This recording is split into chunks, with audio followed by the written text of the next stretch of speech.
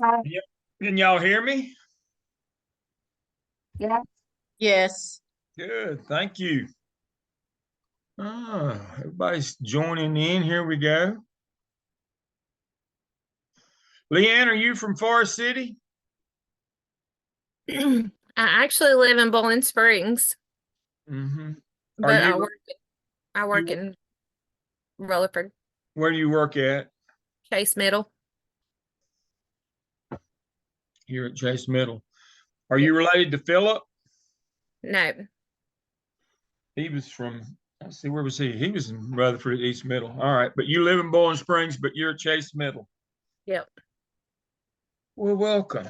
I just wondered if you were, Philip came through, he finished a couple years ago in the summer. Um, but we're glad to have you. Is it time yet? I'm never early.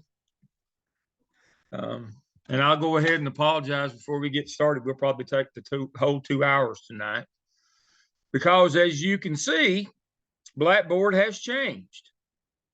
Um, Fortunately or unfortunately, I was in the pilot group that did it this spring for my doc classes, and so I found out from there. Now, this week will be different. This week, I'm going to go through everything and open it up, and you should go through so you can see how it works. I'll have all my stuff up every week when we go in, but tonight I didn't open anything because I want to make sure it all opens and y'all can watch because different things open different ways in this thing. So we'll dive right in. Welcome everybody. This is MELS 603. I'll share my screen and we'll jump off and get started. There we go. All right. So let me close some of these things. So this is what your opening screen should look like. Let me move that out of the way. Y'all are the C2 section on Tuesday night. Now, I put a link in here. If you want to come on Wednesday night, that's okay. But now you got to come on the night that your group's doing your case study presentations. We'll talk about that later, but don't leave them holding the bag. So, but I'll record these sessions and post them, but I do the same class on Tuesday and Wednesday night. And you're welcome to come to either except on the nights when you're presenting with your group. Now, if your whole group needs to shift from one night to the next, like on presentation, which happens, that's fine. We'll accommodate you that way. So this is what it will look like. There's an overview where you can do a video here. You get started with your online course. Okay, here's enrollment verification. You know you got to do that. You simply click on it. And there you go. You verify that you're in there. Not a big deal. All right, that's me. Dr. Malia Neal will be your clinical coach. I don't think she's with us tonight. She won't be coming unless I need her. I read every piece of work you turn in. Let me say that again. I read every piece of work you turn in. I will never be more than. I try to stay within 12 hours of when you turn it in.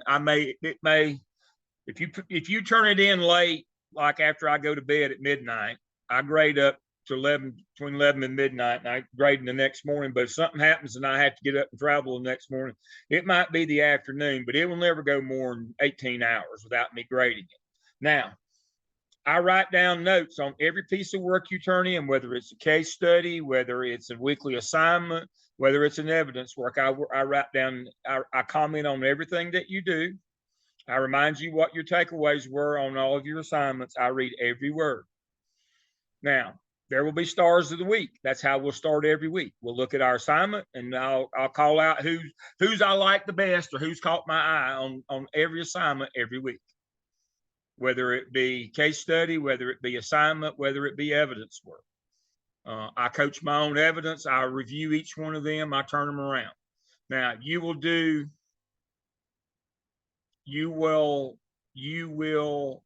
peer review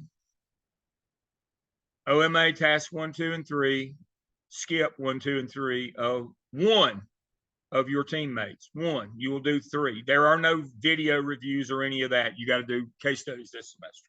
So let me say that again. I probably hadn't put that anywhere, and I probably need to. This is the summer. So I'm going to put myself a note right here. I'm just going to show you how to do that. I'm going to do that, and I'm just going to put a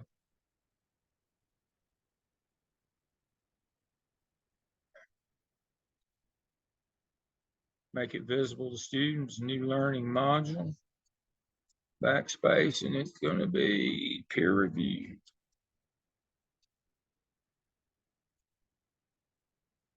Peer reviewing. One peer.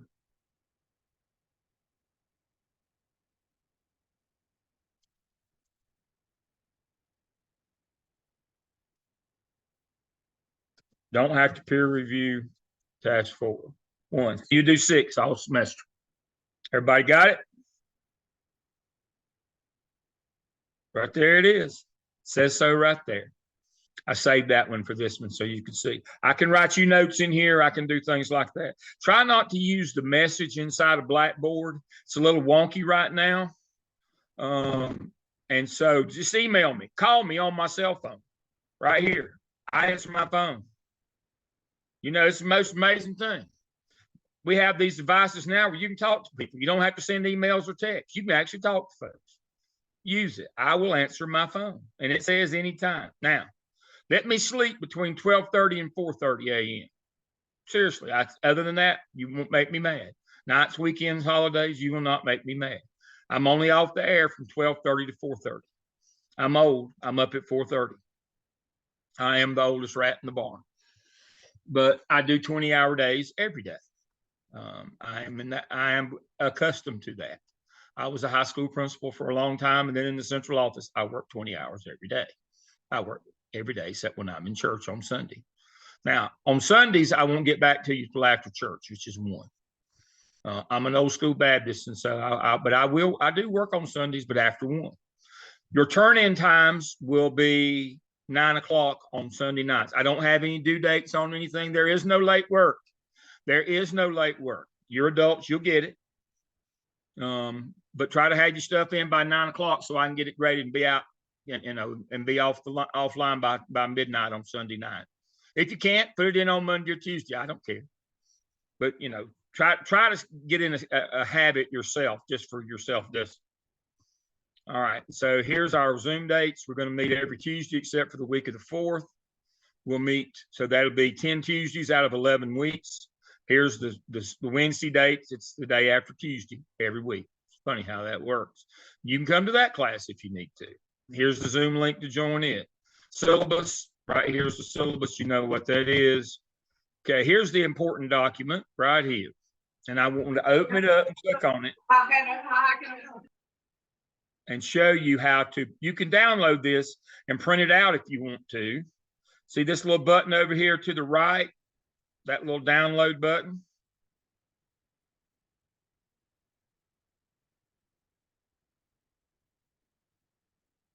And there it is. So what I have on this handy dandy guide right here is what week it is, Tuesday or Wednesday, what our activity will be, everything that I'll cover, the reading that you need to do for the following week, and then the activities that you need to do for the following week, and then the evidence work. So for this week, so this is how we start class every week. So next week, we'll go over this and see how you're doing on the OMA, but I'll tell you, anybody that turned any of those assignments in, I will tell you, give you feedback, whether you're getting it or not.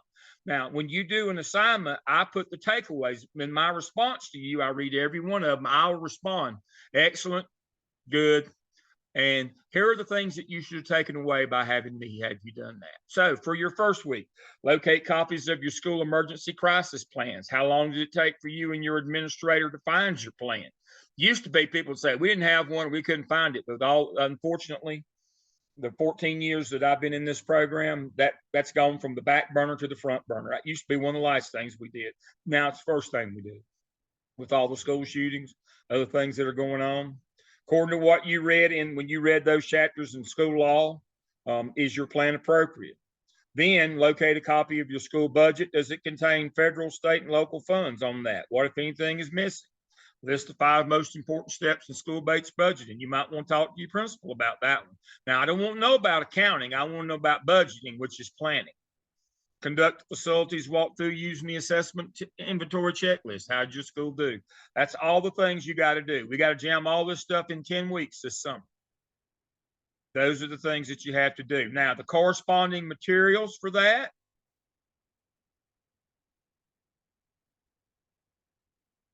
will be under Zoom session 1. It tells you right there where they are. Here's the OMA. We're going to start it. I'll talk about it in a few minutes. Here are the things we need for it. Here's budget laws, school-based budgeting. Here's the assessment inventory checklist that you need to use to assess your school. So there's all the things that you're going to need. Now you say, but my principal said to me that we don't release the budget. If you're a public school in North or South Carolina or a charter school, yes, they do, because it's the law. Right here is, here's the law from North Carolina. They're in statute. South Carolina, they're in, let's see if we'll open. There we go. And we'll download that one if it will download. So right here, it says clearly in the law to make available school budgets and school improvement plans. The principal shall maintain a copy of the school's current budget and school improvement plan, including any amendments to the plan, and shall allow parents of children in the school or other interested persons, that would be you, to review and obtain such documents in accordance with Chapter 132 of the General Statutes of the state of North Carolina. South Carolina has a companion law to that. So you need to find that. You need to find that, but you need to start. This course is about coming and going to and fro, and this is an operations course. This is about how you go about doing these things. It's law and finance. You need to get a copy of the budget. Does it have federal, state, local, and school money on it?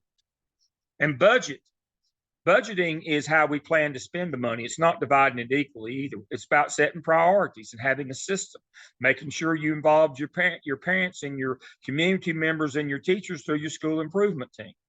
You're going to be asked that in the OMA. What involvement do they have in developing the school budget? Now, don't go to your school bookkeeper and say, tell me about the budget. They'll just tell you about accounting. I don't care about accounting. We hire people, we hire secretaries to do accounting. Principals do budgeting. That's planning, setting priorities. The master schedule and the school budget have to support the school improvement plan. It's a triangle. I'll show you that in a few minutes. Your master schedule, there is a rationale or a process. There is a process on your budget, but both of them have to be designed to support the initiatives from your school improvement plan. Last semester, you did the academic piece and the professional growth piece of your school improvement plan. This semester, we're doing the master schedule.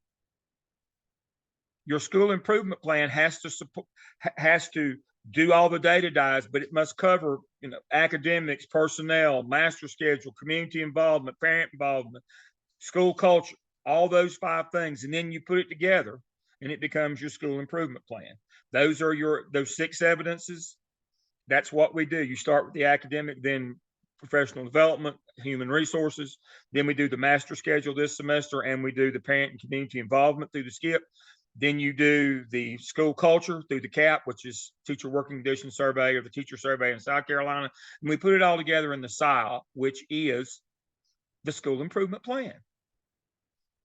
And so that's what we'll be working on. We'll be working on the master schedule and parent involvement. But we're doing law and we're doing finance. So you have to do that. Now, when you do a case study, you will look at the law here. And you'll also look at the 4 ethical paradigms. You have to answer those for each of the case studies. And right here they are on this one. The 4 paradigms of ethics: care, justice, critique, and profession, I believe. Yeah, there it is. So that's where that is. And so you can see every week what we have to do. Our first case study will be on June 11th. The week before, I'll talk to you about that case most specifically. But on case study night, your team will present. You are to collaborate and develop a PowerPoint. I don't want I don't want a Canva. I don't want anything that, I will not be impressed by how hard you work on the actual graphics of your presentation. I want to know what you know. Now, I get to say this because I'm the oldest rat in the barn. I am a senior citizen. As most senior citizens, I have age-related color blindness. Do not put watermarks on your paper. Do not have multiple fonts in multiple colors on your paper. Do not have pictures on your paper. I want just the fact. Any of you old enough to remember Dragnet, the TV show from the 60s? Sergeant Joe Friday. What did Sergeant Joe Friday say, Dr. McCrae? He said, just the facts, ma'am. That's what I want on your PowerPoint. Just the facts, ma'am. You will not impress me with your graphics. I can't read them. I don't appreciate them. They're lost on me. I would wear black and white every day. If my wife didn't make me today, I'm wearing black and gray. There is a reason. So again, it's the content of your presentation that I'm interested in, not what it looks like. Again, all that stuff is lost on me. Spend your time. You'll need to Zoom. That's why you had to put your contact information in. You'll need to Zoom with your regular teams. Everybody still got their regular teams? I don't change teams. Everybody's got their team. Let's roll. We don't have much time this summer. We got to be in a hurry. We got to crank out 2 evidences, 4 case studies, and we've got a long way to go and a short time to get there. So make sure that you have everybody's contact information. Y'all run your Zooms, ever how you do it. Somebody should be in charge. Rotate that around, sets up the template, and you can work your slides. You can do them together. You can do them individually. That's up to you. But I expect on case study night that you will all be ready to go. Now, be forewarned. I always get an email from somebody. We want to go first. That's not smart. That's like volunteering in the military. That's not smart. The first group every week you'll have to rotate, because the first group I will beat you unmercifully. I got tickled at graduation one time. The EDCI ladies were saying, we were texting Stacy, please don't cry, Stacy, you'll just make him worse. It won't be that bad, but now the first one, we take our time and we go through all the relevant law and work hard. So I don't want to scare anybody, but now know, if you volunteer to go first, you'll get the wrath if it's not good. Now, I'll tell you this. You have a lot to live up to. The group that I had this spring, they were 2 groups. They were anyway. We did Tuesday and Wednesday night. They were the best I ever had, bar none. Everybody did both of their evidences. I think all but 2 finished a 3rd evidence, and 4 finished all their evidences this spring. Everyone came every week. We had the best case studies we've ever had. They didn't miss a one. They were on the ball. We got after. I love that. I like to work. So don't show up on case study night with something incomplete, or we just talked about it, or I think it ought to be this. Nobody cares what you think. This is about the law. Your opinion don't count in law. What can be supported through the law? These are legal case studies. Now, the first case study's got violations of state law, federal law, and local board policy.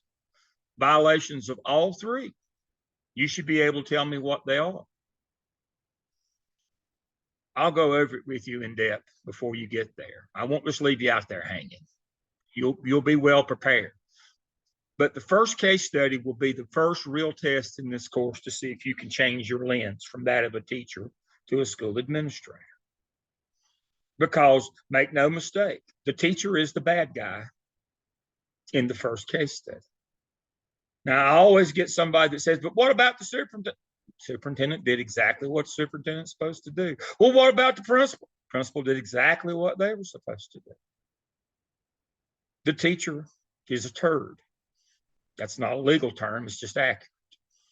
The teacher is a turd in this one. She does the most harmful thing, or tries to do the most harmful thing that you can do to a child outside of physically or sexually abusing them. She tries to exclude him, take a year of his life away.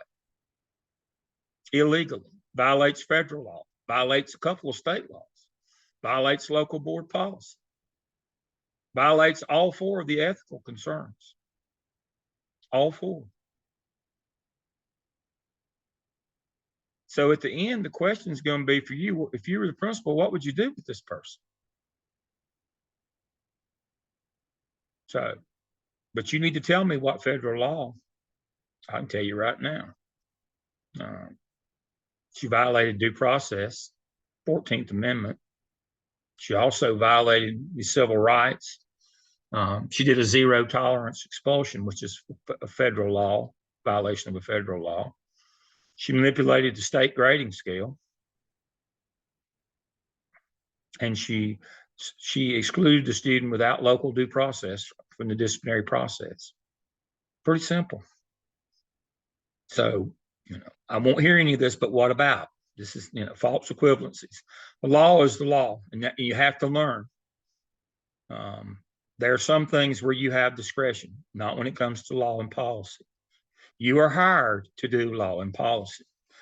When we do interviewing, I think it's the 9th session this summer. When we do interviewing, it's the back half of that session. One of the things that I'll talk to you about, if you've been through the interviewing sessions with me before, at some point early on in your interviewing for an assistant principal job, you'll be asked, what if there is a law or policy? So Sparkle, you get to be the A student tonight. Sparkle, if there is a law or policy at your school that you don't agree with, you think is harming children, would you enforce that law or policy? No. That would be the wrong answer. Well, yes, but I won't be there. I'll be going somewhere else. But yes. You have to say the answer to that question is yes. Why are you hired to be a school administrator? To follow law and policy. That's your number one job. You have to follow law and policy. And I've had a lot of people over the years, especially when we get to the case study with the protected classes. When you get out, and I guess this is pejorative, but normally it's with folks who live out in kind of the fringe areas of either state that have a different opinion of how the world ought to work, that don't agree of upholding the rights of protected classes of individuals, even though it's federal law. You can't let your opinion enter into legal case studies or what your heart or what you feel. This is about not losing your house. Since 1992, we have tort liability in North and South Carolina. Anybody know what tort liability means? Anybody knows what a tort is? It means money. So what that means is if you do something you're not supposed to, you break the law, you can be sued for your personal wealth, for your assets. You can lose your house. There's a case working through the courts right now in Washington State. You may not only lose your house, you may lose your freedom. 3 assistant principals have been charged criminally for failing to report sexual assaults at a school in Washington. If they get convicted, they'll have to serve hard time for not reporting. They didn't harm the child. They just didn't report it when it happened. We'll go through the state manual on reporting. That'll kind of be the heart of our disciplinary and due process. We'll go through that manual. But in the end, you will have 4 case studies. You will work together on those. I don't want you spending any time doing peer reviewing as a group. You will do that on case study work is where we started this. I only want 3 written peer reviews. Shouldn't need them, but peer reviewing kind of helps remind you of all the things that you should be looking for in one when you write one yourself. So back to Blackboard.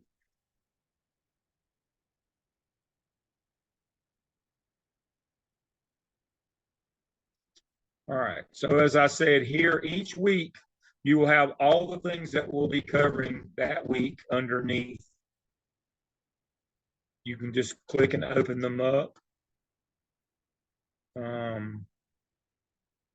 Let's look at that assessment inventory. You simply click on it.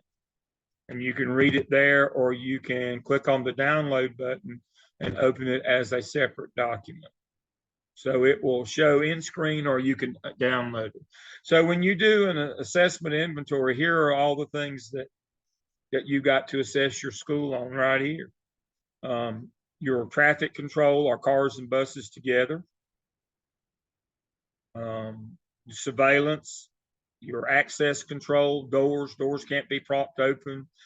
Interior classroom doors should be locked at all time. And we'll talk about this a little bit later, but here are all the different areas that you've got to check your building up. Now, back to the pop quiz. Heather, how often do you have to do a fire drill in a public school? Once a month. All right. All right, follow-up question, Heather. How often do you have to do your safety inspection of your facilities? I would say once a month too on those, but I could be wrong. Twice a month. Oh, Have to do it every 2 weeks. I don't think ours does that. Just to be honest. You're putting your house and your freedom at risk. You know, you have a fire hazard, but every 2 weeks by state law, you have to assess your facility using either that one I'm using there or one your district has made, and you have to document it and file that document every 2 weeks. It's in the law. Back to the law.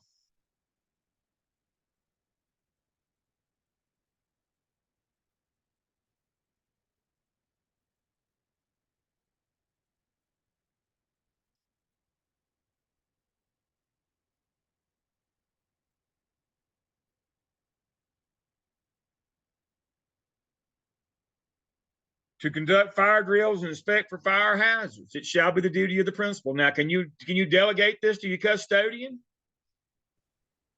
Well, you can. You can delegate the activity. Can you delegate the responsibility? No. Who's it say is responsible to do this? Does it say assistant principal, dean of students, custodian? That kindly old man that comes by and volunteers every week? It doesn't say any of that. It says the principal. Conduct a fire drill during the first week after the opening of school, and thereafter at least one fire drill each month in each building in his charge where children are assembled. Fire drills shall include all pupils and school employees and the use of various ways to egress to simulate evacuation. All right, here we go. It shall be the duty of these principals to inspect each of the buildings in his charge at least twice a month during the regular school session. Include cafeterias, gyms, boiler rooms, storage rooms, auditorium, stage areas, as well as all classrooms. This shall be the purpose of keeping the building safe from accumulation of traffic and other fire hazards. 2 copies of a written report each month with the superintendent. 1 copy will be transmitted by the superintendent, the chairman of the local board of education. There it is, right there. You get in big trouble if you don't do that and something happens. All right. And one of the things that I'll say to you when you do that is the takeaway on that is simply doing it, filing the report, and not following up on the things that needs to be fixed it will put you out of your house and probably in jail. Who knows how the shooters got into Uvalde Elementary School in Texas? How'd they get in? Somebody had the door propped. Pardon? Did someone have the door propped? It's hot in Texas. They propped the door open on the kitchen. That happens everywhere all the time. They propped the door open, stuck a fan in it, and the shooter walked right in. How'd he get in the classroom where he killed every kid in the room? Doorknob was broken, had been for months. They wrote it up on the report every week and didn't tell anybody. The shooter went down the hall trying doorknobs on classrooms, so he found one that was broken, went in and killed every kid in the room.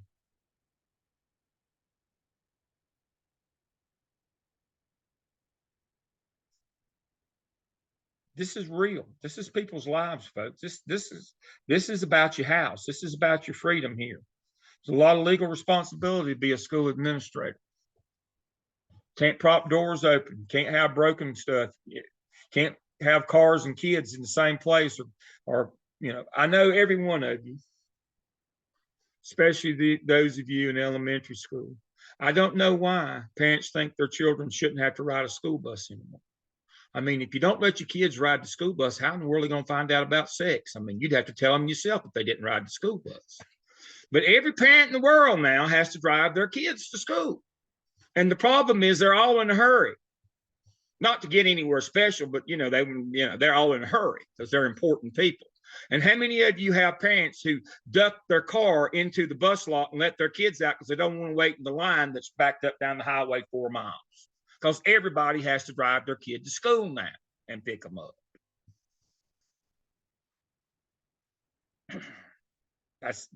You have a kid run over at your building, you used to be a school principal. I don't care that you wasn't the one driving the car.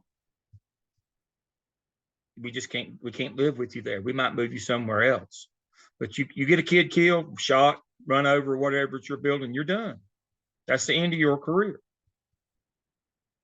They might put you over at the bus lot, the last fellow that messed up, already over there. But you're done.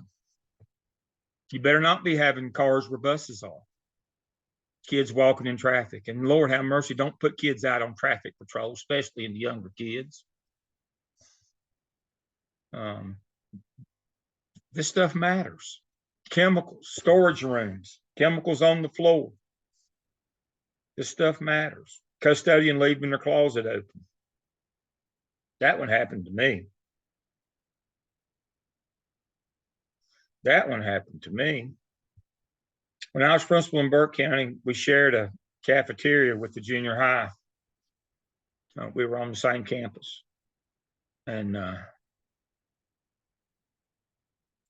custodian left the closet open up. The junior high kid came along, threw a cigarette lighter in on those old Varsol rags, that stuff they put on the floors, burnt the whole building down. Our kids were in the cafeteria at the time, our kindergartners, 10:30. We got them all out, thank goodness. But yeah, just left the janitor's closet open with flammable chemicals and rags just laying right there, and the kid just flipped the lighter right in on top of it. Burnt the whole place down.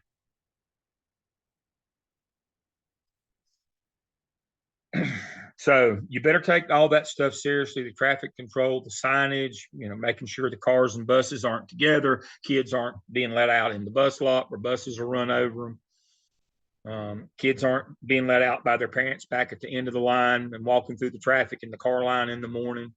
All of those things that we know that happens. You're putting your family and your home at jeopardy when all that stuff happens. So let's see. Chiquita said, our administrator watched the kid walk across the street through traffic and he was on the way home. I ran out to pick him up. They suspended him for 2 days. That's exactly right. That is, whether Chiquita knew it or not, and she probably did. She seems pretty smart. That is the legal example of portal to portal. What does portal to portal mean? You're responsible for those kids from the time they leave their home till they get to the bus stop, at the bus stop, on the bus to school, back to the bus stop, back on the bus, back to the bus stop, back home. Now, if they go to the malt shop with Jughead and Archie, you're not responsible for that. But if you are responsible for them, portal to portal. Just like disciplinary incident reporting. You're responsible for whatever happens on your campus. I've had people say, but it wasn't a kid, doesn't matter. The perpetrator can be more than just a student. But school was out, doesn't matter. When I was principal in Charlotte, junior high, downtown, on the east side, over Thanksgiving holiday, somebody stole a car, pulled it up on campus under our breezeway going out to the auxiliary gym and set it on fire and burnt our breezeway. Had to be reported.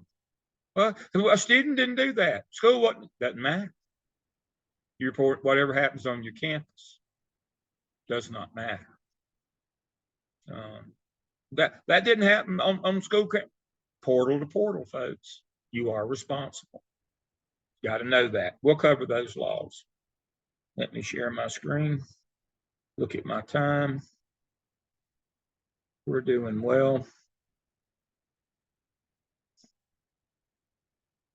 All right. Here's the Uvalde principle that was suspended. I've got the Asheboro tornado where I made a bad decision on supervision. I'll talk about that one. Got a good one from managing school facility budget laws. We'll get to all this stuff here just in a minute. But as we go on through our weekly schedule, grading rubrics, everything's worth 100 points. I think you got to have about, let's see, if I got a grading rubric here. Yep, got to have 4,500 points to make an A, 4,350. I don't normally have, everybody made an A. I don't think I've ever had a student that didn't make an A. Don't be the first. Attendance policy, handbooks, peer reviewing template. That's the one again. I want 6, 1 each for OMA task 1, 1, 2, and 3, and skip task 1, 2, and 3. Netiquette. Here's our module for tonight, and I'm going to start covering some of this stuff.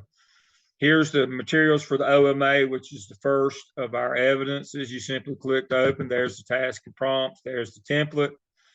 The template is just an outline. There isn't even one for the skip. Gradual release. It's just you just put your work on this one, but it is formatted. Here's where you put your task 1 for review. Here's when I say it's good. Now, my grading system's real simple. It's 100 or 0. I don't give 90s. I don't give any of that. If it's not good enough, I'll send it back. It gets a 0. And I'll tell you exactly what needs to be fixed. Exactly. If it's good enough, we go. We could all do better if we had more time. If it, when I tell you it's 100, it'll get proficient or accomplished in task stream. So you say, well, if you'd give me more feedback, yeah, but we don't have the time. That's one of the things you're learning this semester in operations is you can't spend 100 hours a week on one thing. Yeah, if we had 2 or 3 months to work on the OMA, it would all be good. But when it's good enough, we move on. When it's good enough, we move on. It's either 100 or 0. And I'll tell you for review, my response will be excellent. Continue with peer review. If I don't see a peer review stuck on it, I'll say continue with peer review and move on to the next task. And if somebody don't give you a peer review later that day or the next day, you drop it in the assignment drop box right there and you roll on to task 2, or you roll on anyway. Do not let anybody hold you up on reviewing. It's not your responsibility to sit around and wait on their review. And there's for task 2, task 3, task 4, the narrative. And I tell you, you go to, there's the turn it in box right there. And here's all the other modules. And here's the one for the skips. It'll look exactly like that. There's one for the cap. If we have some very industrious people that get the cap, I'll work with you on that. Now, I'll just tell you, my group from the spring, we did not stop at the end of the semester. We did not stop. I kept my shell open. We worked every day.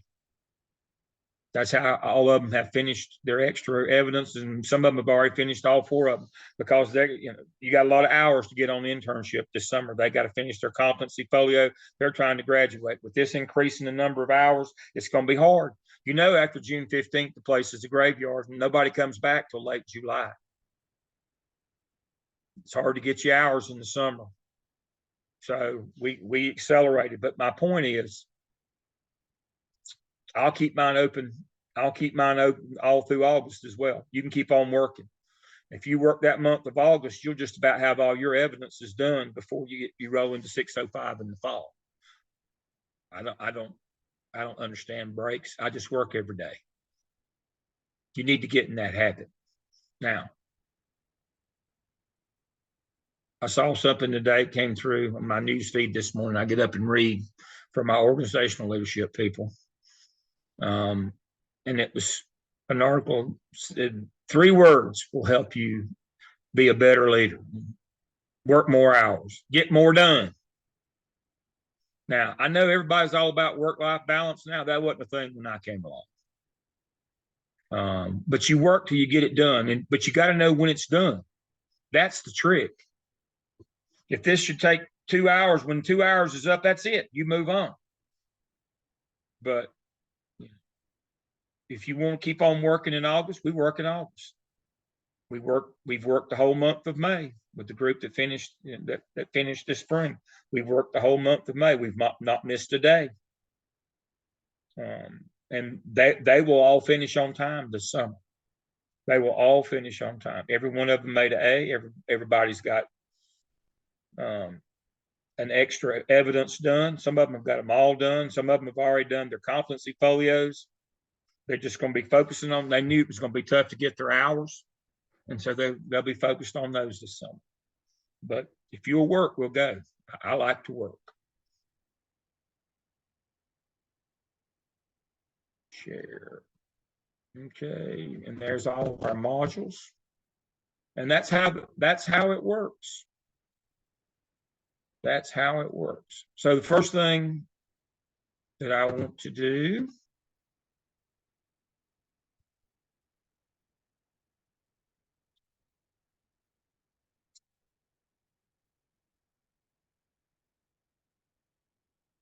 is look at the OMA. This is the third of your evidences. You'll start it this week. And if we look at our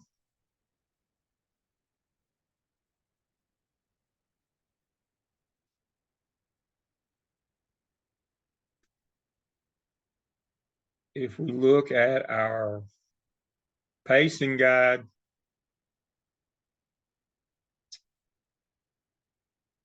it will be due week 3. That's when you move to task 2.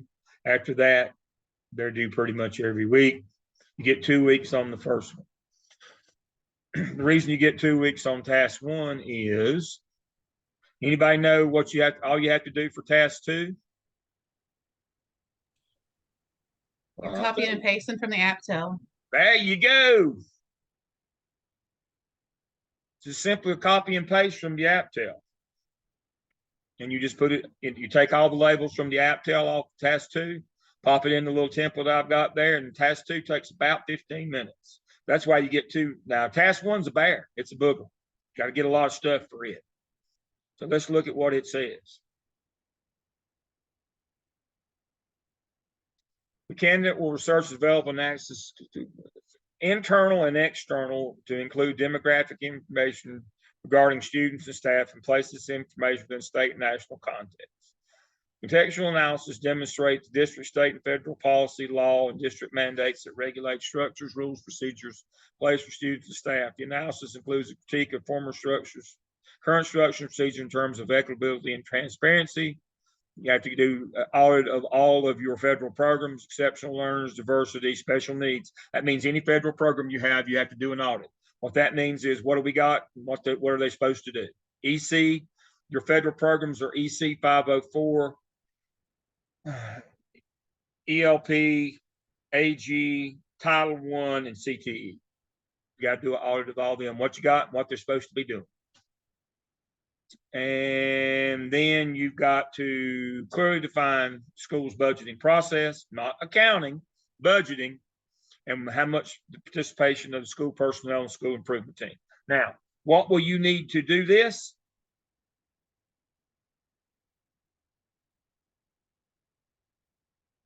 Master scheduling, PowerPoint, let's see.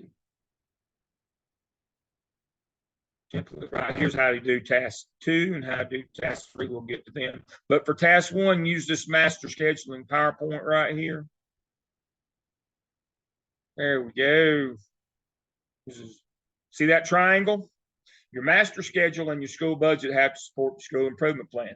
If you want to add more reading time, because let's say your data dive said, we need more time. We're doing literacy. We're doing letters. Need more time. Where should that be reflected? In your master schedule. I can't tell you the number of times I've gone to school and looked at their school improvement plan and says, you want to do more in math? What are you doing in your master schedule? Nothing. Did you spend any your school money on math manipulatives? No.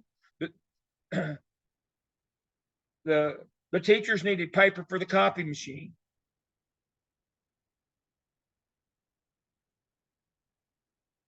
I can tell you somebody who's done it. When I'm supervising principals and they come in with their school improvement plan, if I don't see evidence in their master schedule, or if I don't see their budget aligned with it, I reject it. No. Why are you not doing these things? This is just something to collect dust. So here's the stuff. Things you will need to do task 1. You will need your NCDPI report card or your South Carolina report card. You'll need to tell us where you are academically. You'll need to tell us where you are growth-wise, proficiency, how you're doing academically. It has your attendance, it has your disciplinary data, it has your quality teachers, that's your internal context. And it puts it in an external, but it compares you. So we need everything that's on that report card. We need your EVOS report, everything that's there. Yes. Where is this again? Your report card? No, the page you're on right now. Under the master scheduling PowerPoint. Let me go back. Thank you, Bill. Sorry, thank you. Right here, under module 1, let me close it. So when you click module 1, right here is the OMA guidance. And then here's the master scheduling PowerPoint right here. I've got this stuff in a couple of places. So you click on the master scheduling one and here it is. All right, you'll need a current copy of your school's master schedule, course copy. You'll need your duty roster and your supervision schedule. What's the difference in those two? Robin, you know what the difference is in a duty roster and a supervision schedule?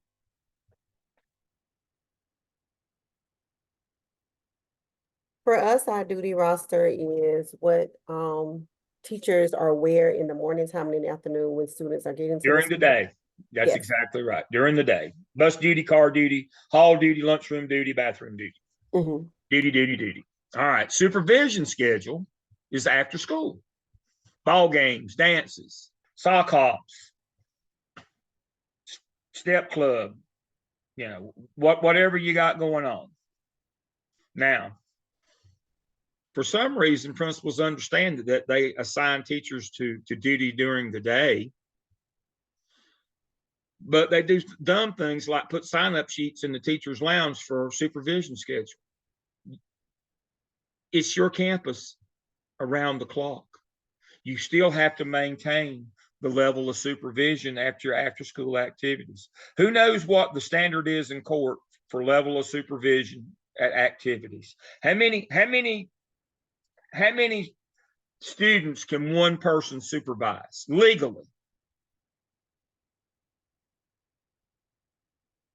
1 to 45. Write that down. You can't remember it. So if you got 450 kids in the cafeteria, how many teachers have to be in? How many adults have to be in there? That would be 10. Now, I'm not telling you at Garinger High School that 10 teachers could stop a fight. I'm not telling you 100 could. That crowd fight drop of a hat. What I'm telling you is when you go to court, you'll lose your house if you didn't have 10 in there. I'm not saying that 10 will stop the fight. I'm saying it'll keep you from, anybody, know the old school owner that passed away of the Oakland Raiders, Al Davis. What did Al say? Just win, baby. When we go to court, we're just trying to win. People are trying to take your house. You better have 1 to 45. Basketball game in the afternoon, clubs, activities, dance, carnival. You better have 1 to 45. You can't just put up sign-up sheet. You better be assigning them. You say, well, teachers don't want to. What are they, 12? This ain't a want to situation. And any other duties signed by the principals in their contract. We need to see that. Teacher working conditions survey, teacher survey in South Carolina, your latest accreditation report. Now, that latest accreditation report, we don't care about the report itself. That's a shortcut to the external context to your school. It normally has, school has this many kids. The first page of your accreditation report, whether it be Vance Ed or Cognia or SACS or whatever, puts your community, your school in context, average income, average education, that kind of stuff. Now, if you've already got that in your school setting that you wrote in your evidence last semester, if you've got enough of that kind of stuff, you're golden.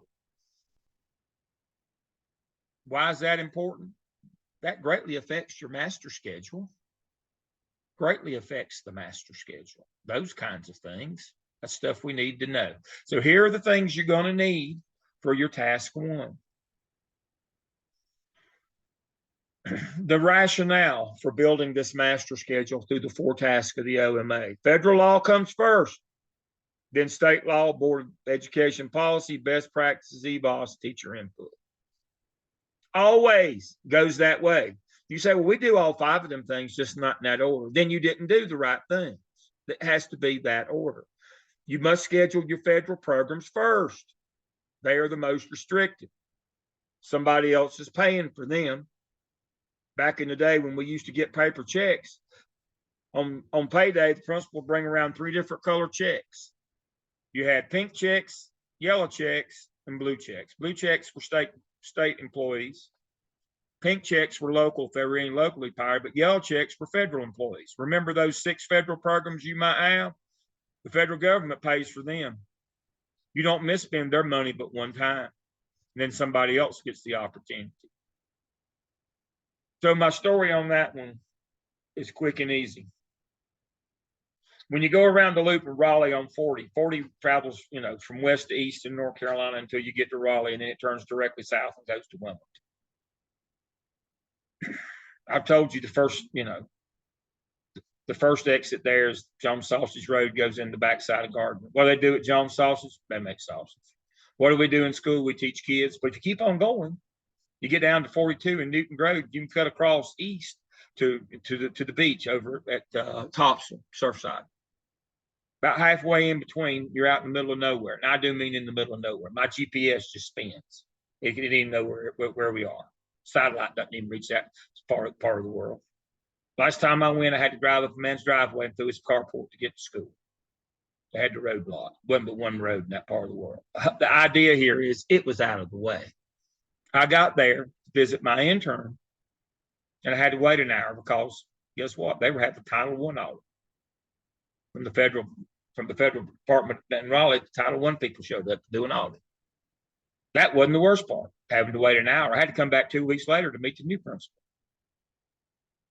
because the principal had forgot federal law, state law, local board policy, performance data, EBOS, and then teacher input. The 3rd grade teachers had pitched a fit and whined and complained that it wasn't fair. God, how old are you? I mean, that's early adolescence. There's no fair for adults, except where you go in the fall of the year to get a corn dog and ride the Ferris wheel. There's no fair. The elementary school had a Title I program. Wasn't a Title I school. What's the difference? Percentage of free and reduced lunch. If you have 80% or more free and reduced lunch, you're a Title I school. Everybody there can be in any room, that spend all the money, everything's good. However, if you just have a Title I program, only Title I kids can be in that room, and you can only spend the Title I money, that federal money, on those Title I kids. 3rd grade teachers didn't like that.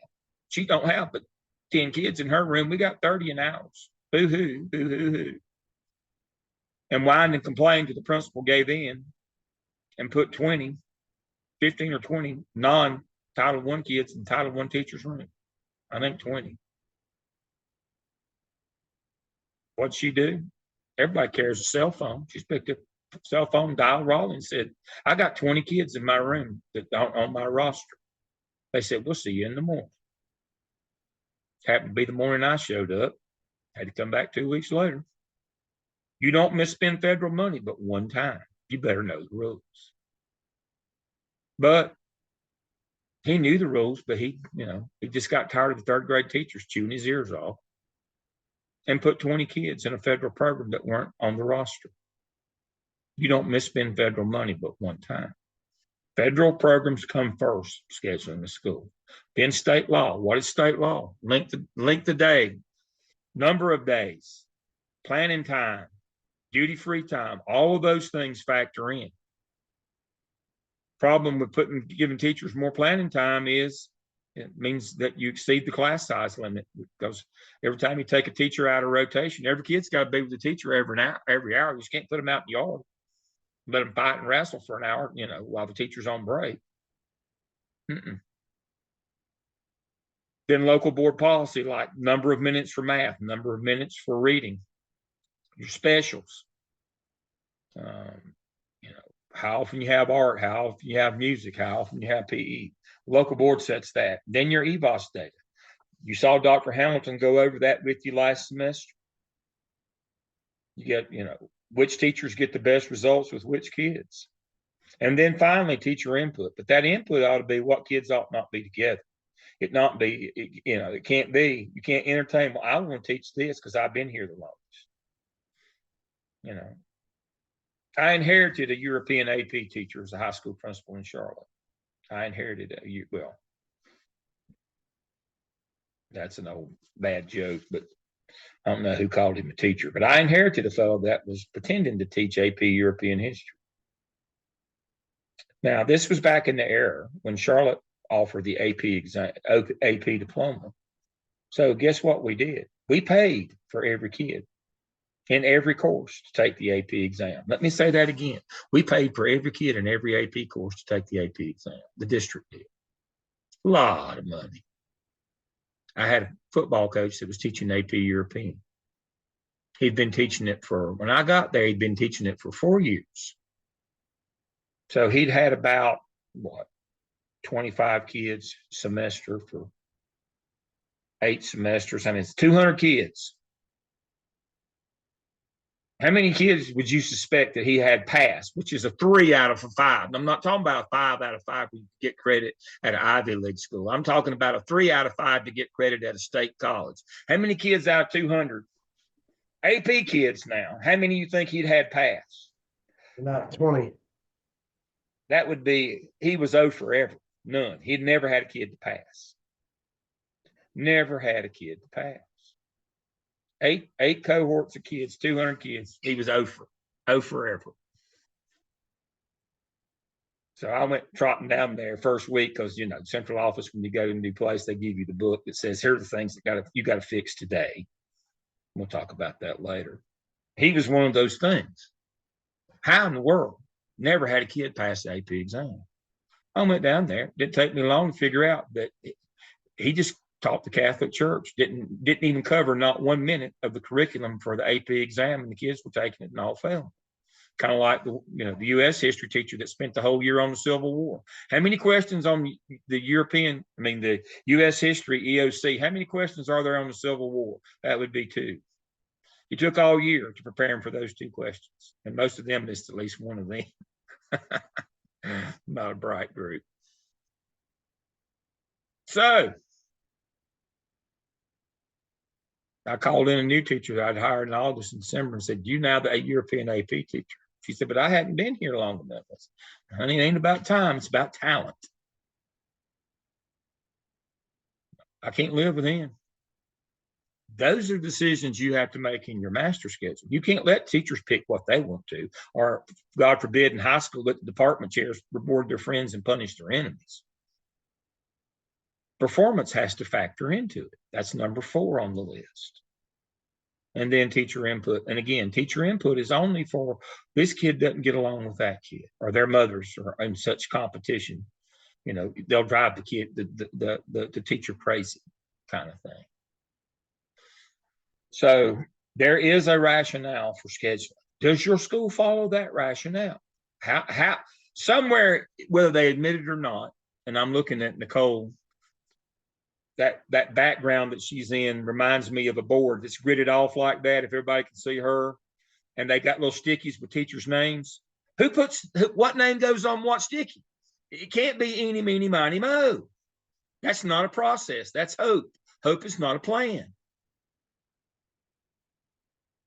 Performance tells us what names goes on those stickies. But back to our scheduling rationale. Federal law. That's what we have to schedule first. They're the most restrictive. Then we have to make sure we're following all the state laws. then the local board policy, performance data, and then teacher input. I've got a document right here that has state laws on it, right here. Tells you what they are.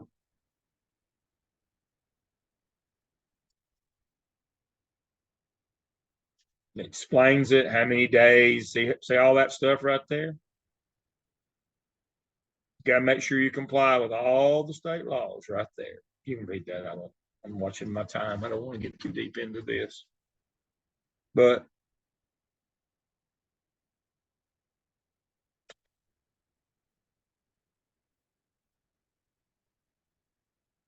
$185 or 1,025 hours over 9 calendar months. You want to go 10 months?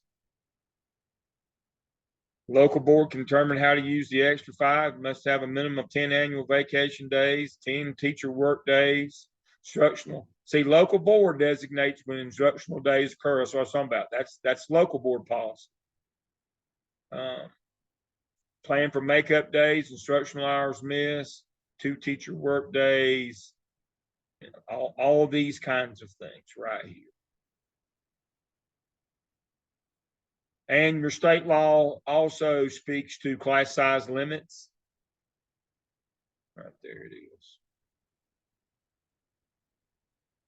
So again, that's number 2. And there it is.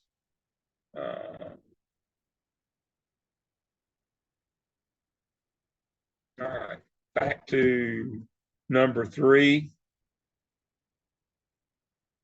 So again, task 2, simply copy and paste the APTEL and make sure that you have your actual professional growth plan at the end of don't put it in the appendices. I want that plan. That's the whole point, is we want that plan. And so you copy and paste 1, 2, and 3 from the APTEL, the second of the ones that you did last semester. And let's look at the directions for that under OMA guidance. Click to open. Right here is the document that tells you how to do that. Look at that right there. It's 15 minutes and you've got task 2 done. That's why you can take 2 weeks on the first task if you want to.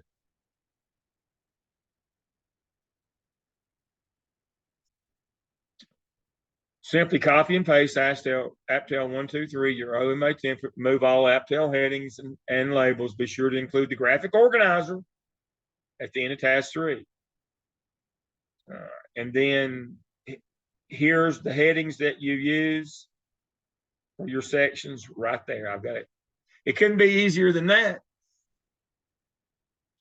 That's how you do 2. So 1 is a bear. It usually takes a week or so, but 2 takes 15, 20 minutes. We just follow directions here. And then 3, you have to either redo your current master schedule or a part of it or make a new one. So let's look at the directions. I get so many questions on this.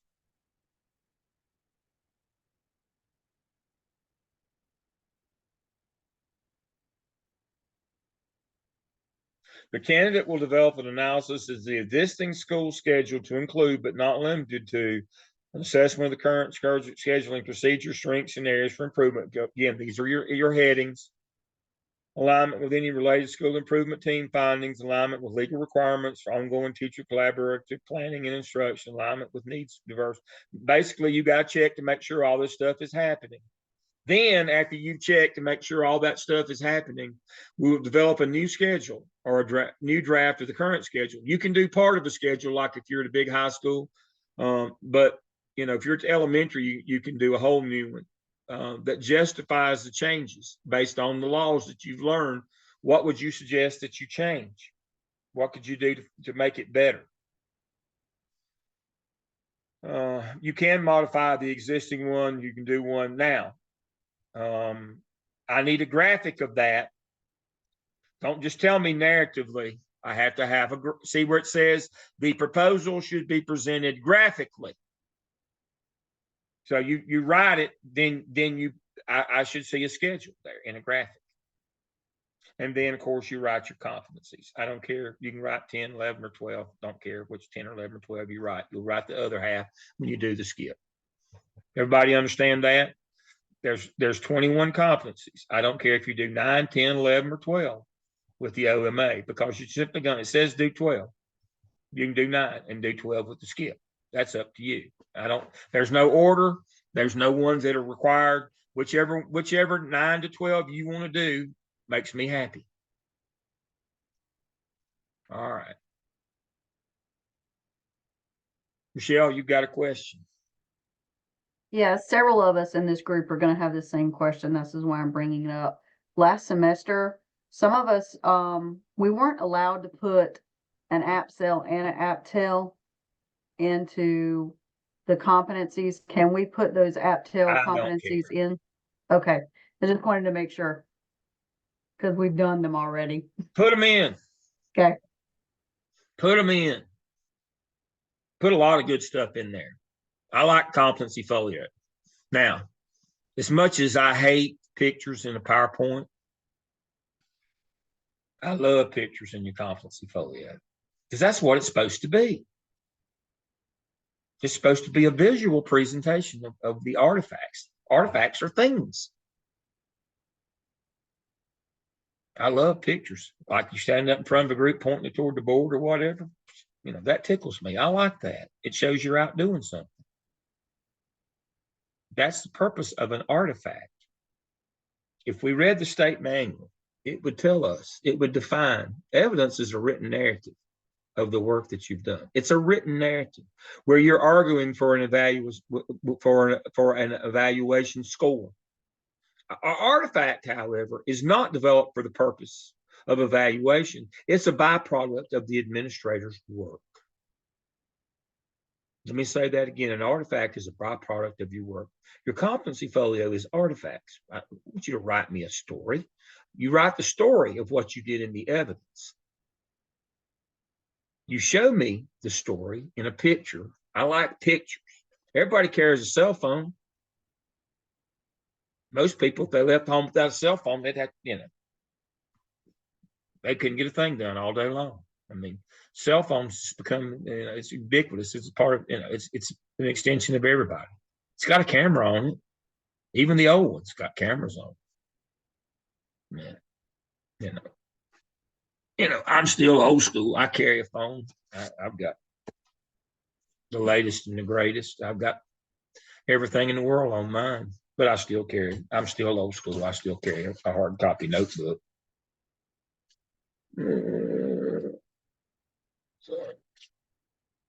There, 2024. I mean, I still have this, but yeah, I have everything in the world on my phone, cameras, pictures. I take pictures all the time. I love pictures at graduation.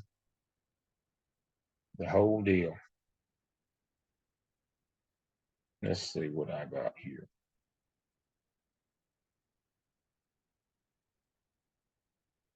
Do we need to put our school demographics on there on the front, Yeah, like we did? Okay. I like that.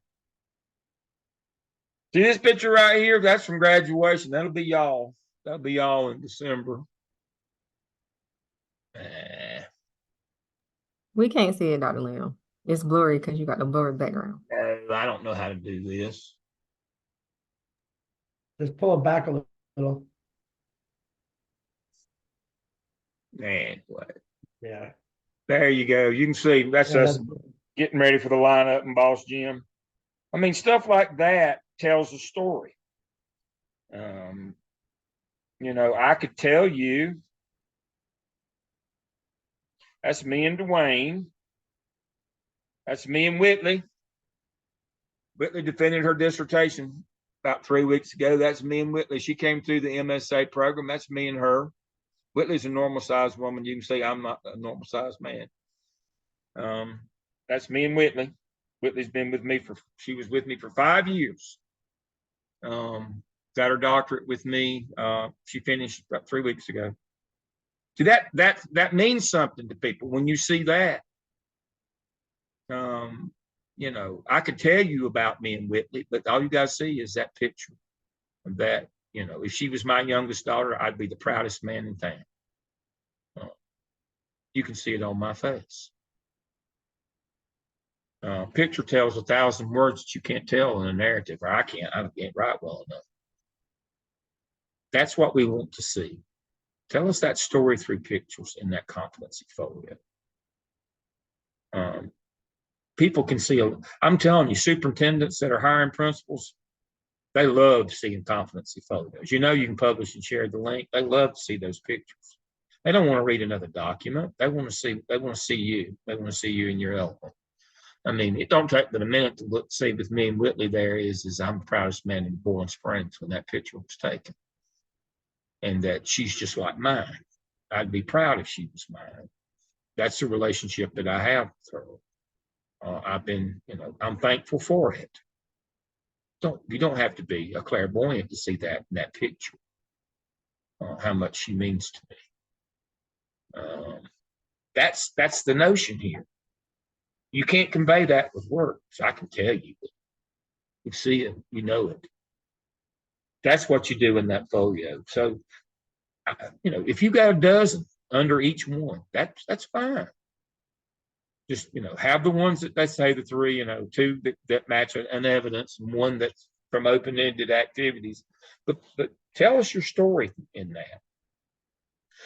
You know, nobody wants to read your evidences at the school level when you're interviewing for a job, but you'd be amazed at how much they love to see your pictures.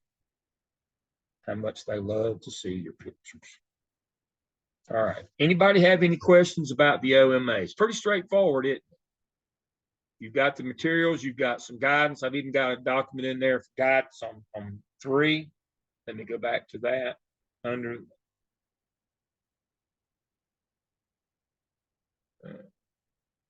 right here, OMA guidance, click to open. I went and put click to open on anything, right? Embedded some stuff. Right here's how to do task 3.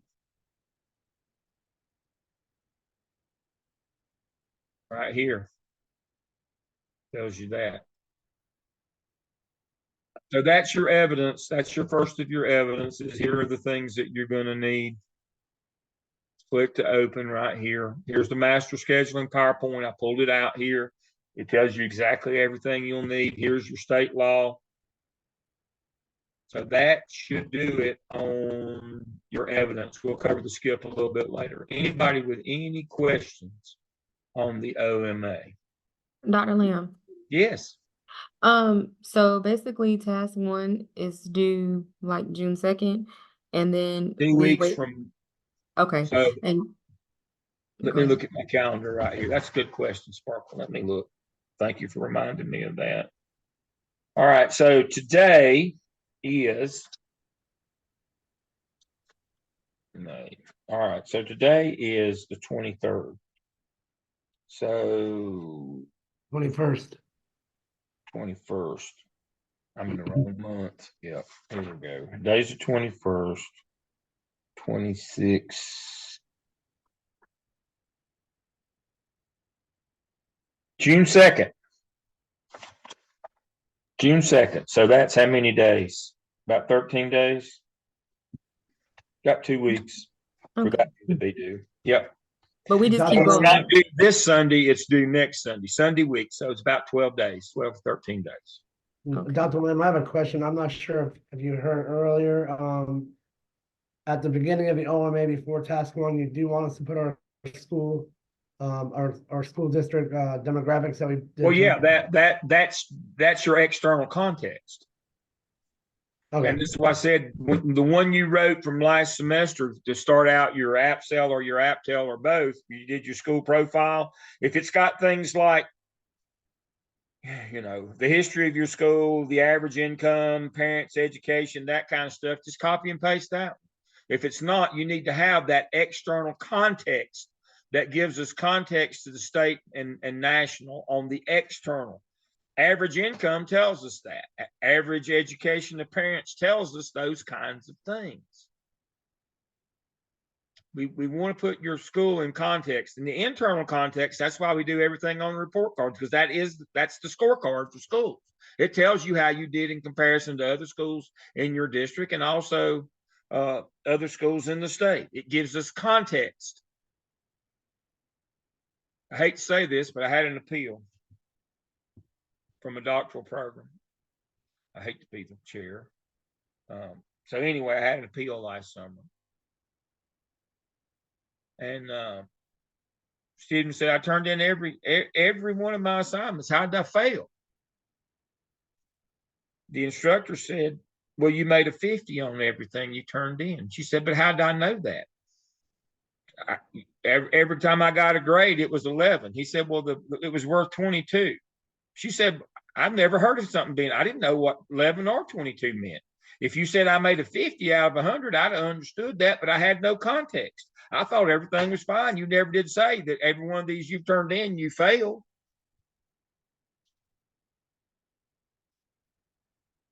I had to agree with her. There was no context.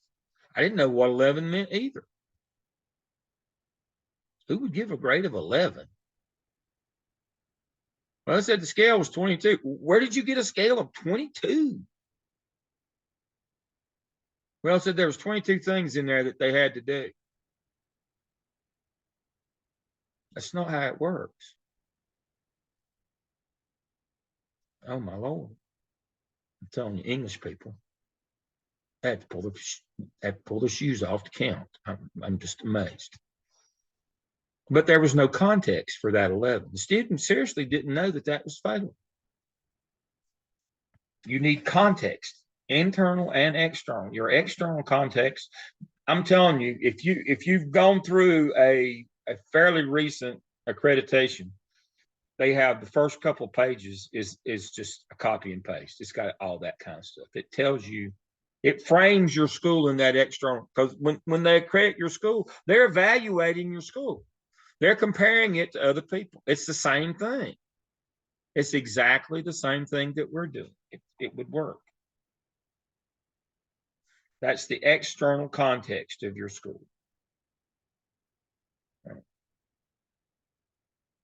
That works. Dr. Lamb, quick question. Are we presenting the OMA to our principals or assistant principal? If you want to, probably not. Okay, thank you. Well, summer's a little different. I'm guessing in 4, 5, 6 weeks,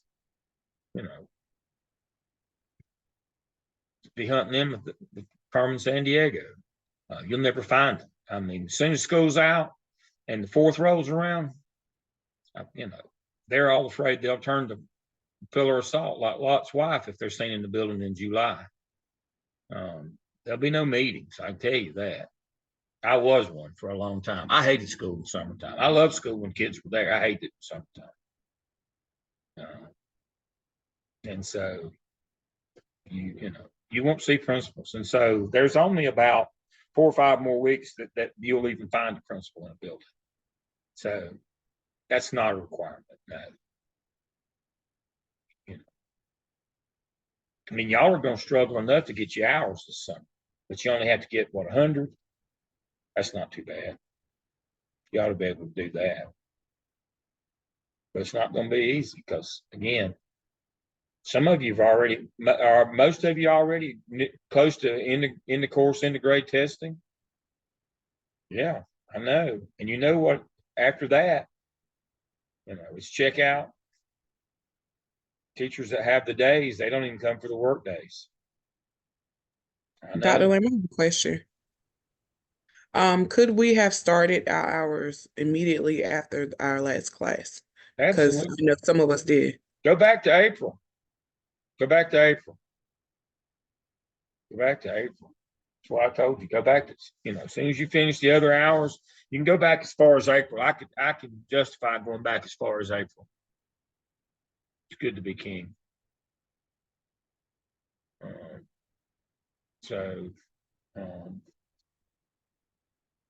Yeah, otherwise you're going to struggle. I don't think schools are even going to be open in July this year. I don't think you're going to get an hour in July. mean, I'm hearing everywhere that, they ended early and people are tired. It's all work-life balance, yada, yada, yada, and everybody's mad. I don't know. It's an election year. Everybody's mad anyway.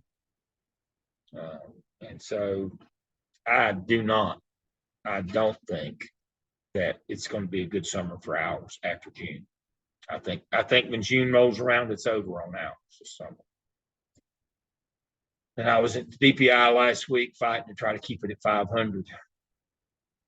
They want to move it to 1,000. I'm not making that up. I'm on the state commission. I have a seat at DPI. I was there 2 days last week trying to keep it at 500. I'm like, are y'all out of your mind? We're struggling to get 500 and you want to go to 1,000? You do realize that, it's almost impossible. June, July, and August to get any hours. July is non-existent. August is hard enough now. And June. Because of testing. Nobody wants to let you get hours during testing or review run up to testing. It's miserable. So, December's out because of the holidays. All these, week-long vacant all this time. And so, our window has shut down from about 10 months to about 7.5 to get hours. And now you want to go we went from 240 to 500, more than double for y'all. And now they want to go double again and go to 1,000. I'm not making that up. That scares me. Because y'all get paid to do something else. Y'all are not being paid to be interns. Scares me. All right. Anybody with any questions on the other? That's good questions. Y'all need to ask questions. This is a conversation. I don't read PowerPoints, folks. Every week in class, I'm not going to sit and read PowerPoints. We're going to have a discussion. Question. Okay. So the scenario, when it comes to, let's say, we're going for our licensed admin, let's say we want to be an AP. And there are open positions in the near future that we've heard of. When it comes to transitioning over, will we transition over with our years, from our experience as teachers? No. You'll be zero again. You'll go to zero on the administrative scale. What about the pay? Or it depends on the county? Depends on the county, but you normally only get one, you go one level above where you are as teacher. But that puts you on the zero scale. So you don't get, you start at, and when you've been an AP, 2, 3, and you go to principal scale, you go back to zero for principal. But you're held harmless. You won't make less money than what you make now. You'll always make that much, as much or more. And generally, because of months of employment, you'll make more. Okay. And my last question, will you they get paid pull for your degrees? Okay. All right. And could they possibly pull us knowing that we're almost done? Oh, yeah. I wrote a letter this morning. I write them every day that says when you're going to finish.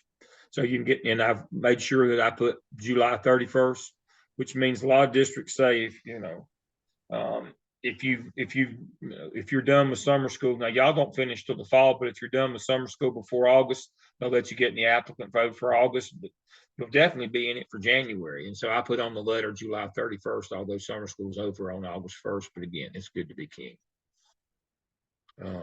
And so I wrote one this morning. Especially those of you in the larger districts that use the applicant pool process, where you have to get in the pool first and then you go interview for the jobs like CMS, Winston-Salem, Raleigh, all these places that have the pool. Yeah, I'll write you a letter so you can at least get in the pool this summer, so you'll be ready in the fall. You can start interviewing if nothing else in the fall. But yeah, I write letters every day. Insert name here. And I have the appropriate signatures on it so it'll get through. And so, yes, yeah, y'all should be, y'all should be applying for jobs for the fall. Or at least getting in the applicant flow or the pool if you're in the larger districts. There's a lot of people will retire. And then a lot of people retire in January, as you know. People either retire in May or January. That's pretty much it. because of the way retirement works. And so y'all will be right in there for the spring retirements. But if you can get in the applicant flow this fall, it'll really help.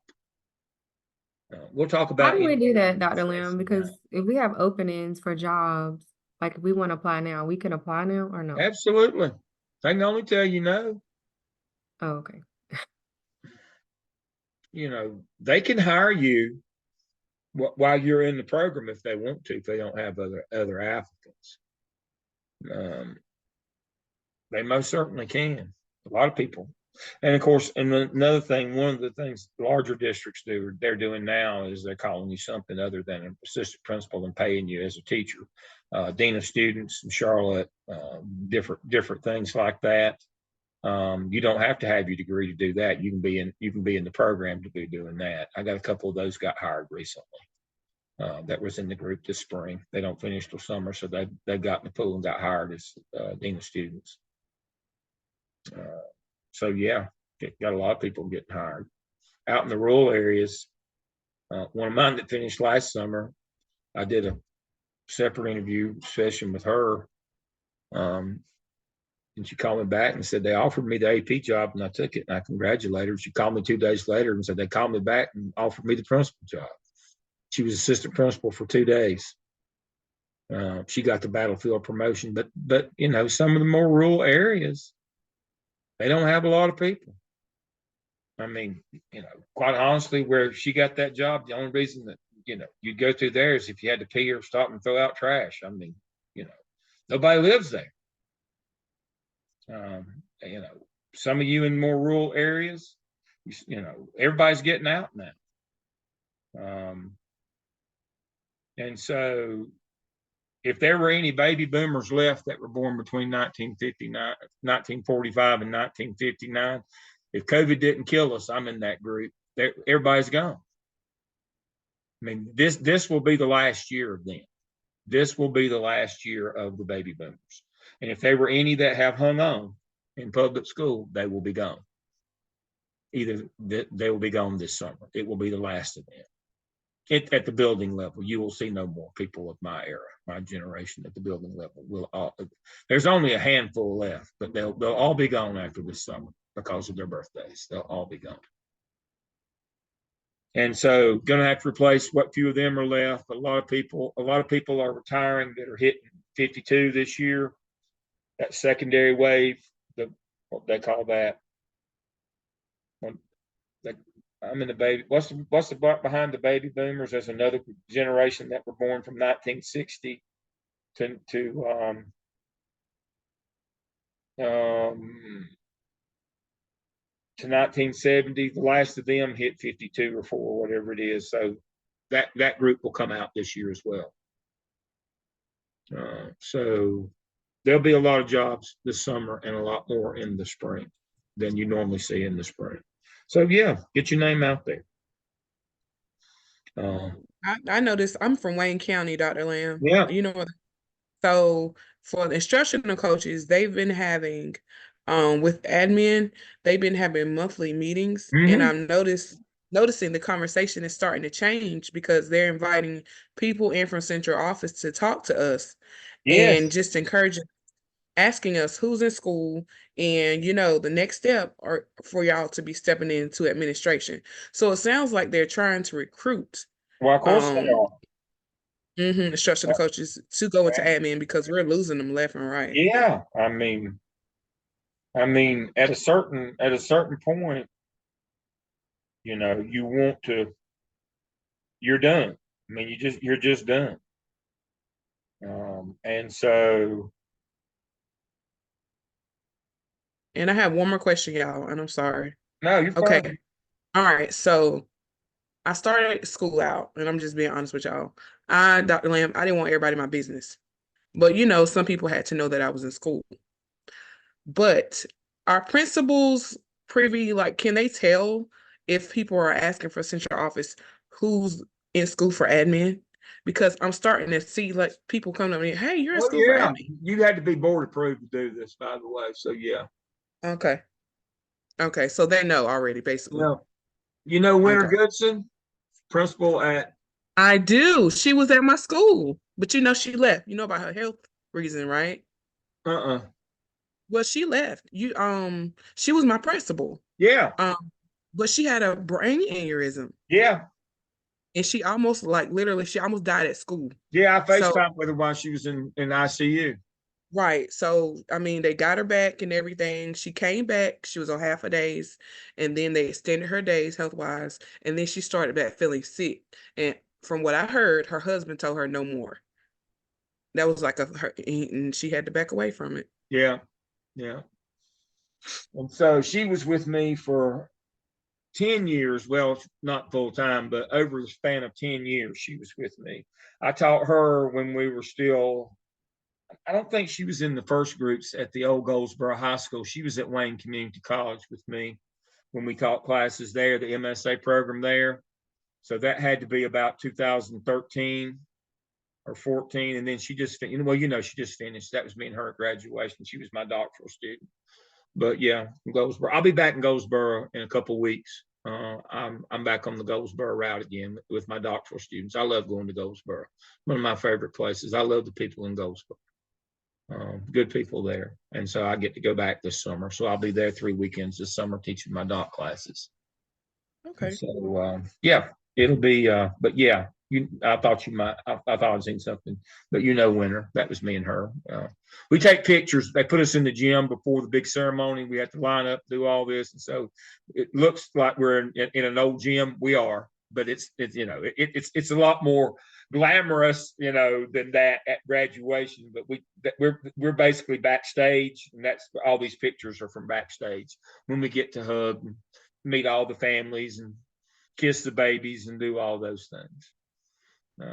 But Dr. Stedman was her high school principal, by the way. At Red Springs in Robeson County. That is correct. That's one of the better stories of all time, but I'll save that one for another day. We've got 30 minutes left. We need to move on. Let's talk about our case studies. So, Dr. Lamb, yes. One question. When you say board approved, that was for South Carolina too? Yeah. Yep. You have to be on Okay. it's just a consent. It's just a consent agenda item of who's doing clinicals. But yeah, you have a form that you have to fill out with us, but you have one for your district as well. Your principal has to approve that you can do it, and they have to turn that in. It's just on it. Normally, it even talked about in open session. It's on just a consent agenda for the board. Y'all remember that when you applied, you had to do that ISF form, get your principal to fill it out. That's what it is. Then we have a memorandum of understanding with your district. We keep all of those that says that you can be an intern there, just like being a student teacher, except you work there. Same deal. So yeah, everybody in the central office can know if they want to. It's not a secret. We maintain a current list of interns in every district. Yeah. Yeah. And so yeah, people at central office know that you're an intern if they want to know. And that's why they come sniffing around, see, look at you, see what you look like, get the lay of the land. That's exactly right. All right. So case studies, again, you got 4. The first one, we'll talk about it in 2 weeks. You got to be here for presentation. All right. So let's get to, here are our landmark cases that you'll hear me refer to from time to time.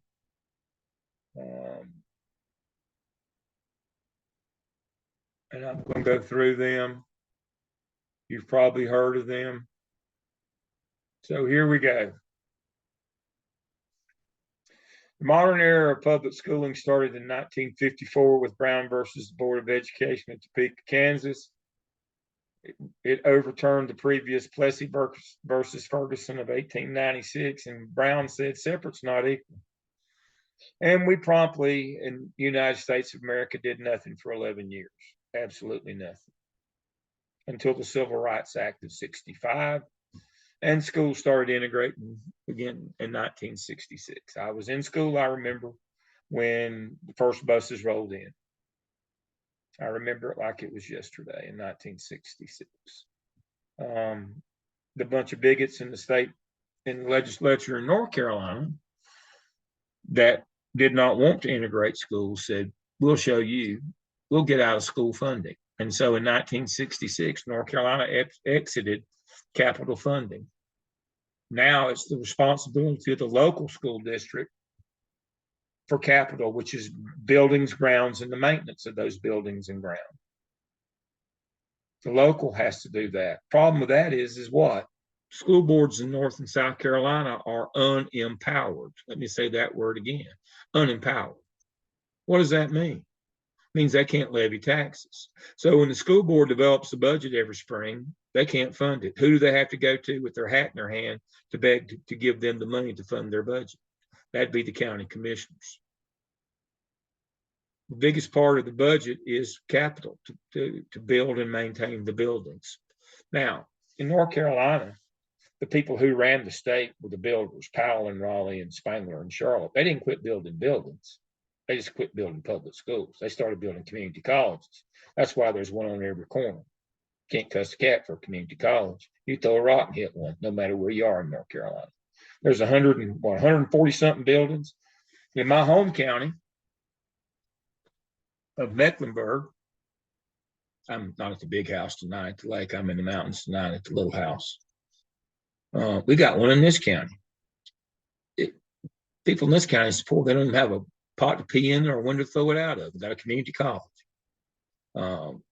They got 5 campuses in Mecklenburg County, 5 community college campuses, Central Piedmont.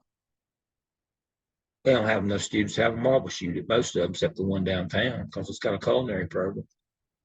My wife and I went to a class a few summers back at the Levine East campus on the east side. We thought we'd be at the Maracas campus up north where we live, the lake, but no, it was all the way at the east side, went out there. We were the only class there all summer. Had the whole place open for one class.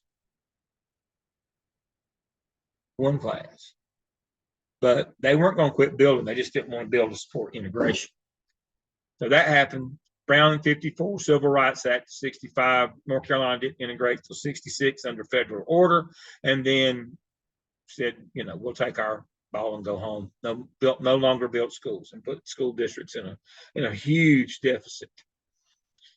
Next thing happened was the first ESSA, Elementary and Secondary School Act of 65, which brought titles 1 through 9. You know what Title 1 is, reading and math support. You know what Title 9 is, gender equity.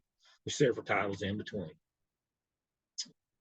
School changed completely, and it set the modern era of school discipline in 1969 with Tinker versus Des Moines. It was kids who were protesting during the Vietnam War. And for the first time ever, kids have due process rights. And we'll talk about that in terms of you can't be arbitrary or capricious. You have to give them their due process rights. Arbitrary being me and Nicole will get caught out back smoking. And Robin's the one that catches us. She tells Nicole to go back to class and shoots me. Just pulls out her gun and shoots me graveyard dead. She has violated both standards of arbitrary and capricious. Arbitrary in that she punished me and not Nicole, and capricious is, I didn't read the handbook, but I suspect shooting me is a little bit excessive punishment, more than the handbook called for. You know, smoking's bad, but it's not shooting me bad. So those are the 2 standards when we do discipline, is arbitrary and capricious. But kids have due process rights. They get to tell their side of the story. You have to present evidence against them. We'll talk about that when we do the discipline module. But that came in 69, changed school forever. Too late for me. When I was in school, they just jerk you up and it looked like a Foghorn Leghorn cartoon when he grabbed the dog up and take a slat and beat the dog in that cartoon. That's what they used to do to us as kids in school. They just jerk you up and whip you whenever they wanted to. Those days are gone, thank goodness. Biggest case in U.S. history in desegregation was actually from Charlotte, the Swan case. Julius Chambers actually argued that case before the Supreme Court. Later became president of NC Central. Now Vance High School was changed to Chambers High School, but Julius Chambers argued the Swan case, and it held for 30 years. We bust for integration. We had Title IX was reauthorized in 72. Titles 1 through 9. Again, I didn't go to school with special ed kids. That didn't come in until 74. They didn't come until 75. Federal funding for special education. We had a few special ed kids probably around, but they just helped the custodian during my year. They didn't come to school. Robinson case, again, another legal run at ESSA, but it was upheld again. Elementary and Secondary Act got upheld from 65. In North Carolina, we had the first attempt to do paper performance, career development program, status 1, 2, 3. Because the basic education plan we'll cover that one when we do the Leandro case. Every kid gets a basic education. Nobody knew what that meant. So it took 5 years, but in 1989, it produced the first standard course of study. South Carolina, basically the same. It said big, thick white notebooks. Y'all don't know enough to remember. It said that was one for every grade and every course in high school. This is what kids all learn for basic education. And then some smart guy in the back said, how you know they get it? So that's what started accountability in 89. As soon as the standard course of studies were all developed in 89, across the country, we started accountability. The first one in North Carolina was called performance-based. Then it became the state ABCs, and now it's a state report card. That's where state testing came from. SC Ready in South Carolina, EOG and EOC in North Carolina. That's where it came from, this basic ed plan. Then we had the Leandro case, which we'll cover in depth, which is about school funding. Low wealth districts in North Carolina sued the state and said, you're not giving us enough money. They wanted to change the funding formula. Right now, it's a flat grant. You get $8,000. At that time, you got $7,000 per pupil. State sent $7,000, except here's the thing. They don't send $7,000. You have to have enough money on hand to run the first month of school. They reimburse you, but they don't give you the whole $7,000 for every kid. Now it's 8. They give you 10 monthly installments. So the people who yell and scream, well, them kids went over to charter school for the first month. They got all the money. No, they got the money for the first month. If they were with you the second month, then you got the money for them. They don't give you all the money. They give you it in 10 installments. And they don't pay for everybody that's on the roll. When you get state money, it comes average daily attendance. They subtract the absenteeism. That's why your principal yells and screams at you to take attendance every day. It's money. That's where that comes from. And so the Leandro case, which is our third case study, is about wanting to change the funding formula to district power equalizing with recapture. Basically, what that means is the amount of money that the state would give a local school district would be based on their local wealth. This would help the poor places. So I'm in Mecklenburg County. Leanne's in Rutherford County. So at that time, the state was funding $7,000. All right. So Rutherford and Mecklenburg started at the same place, except Mecklenburg at that time was adding $4,000 more local money. We were willing to tax ourselves. And so we were spending $11,000 per pupil to educate kids. And Rutherford County, Robinson, and some of the others were still only spending $7,000. Why couldn't they spend more? They have to pay for their own buildings now. Where does money come for schools? From the local, comes from property tax and business tax. Plenty of businesses, high, it's high. It's high cotton living in Mecklenburg County, especially in certain areas. I live with all the rich people at the lake. Rutherford County, not so much. And all the mills left and the furniture. I mean, 1980, when I taught at the old Central High School, Leanne, I taught at the old Central High School. In 1980, 85% of the people in the county worked in textiles or furniture.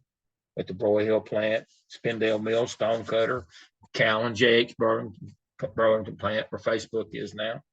Now, less than 1% of people in the county work in textiles.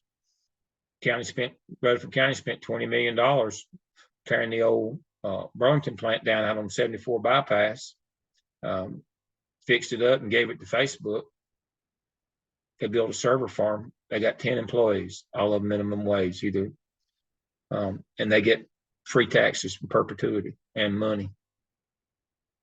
The county spent $20 million, nearly bankrupted them. That's really smart. Elections have consequences. You got to quit electing all the idiots in Rutherford County on the county commission.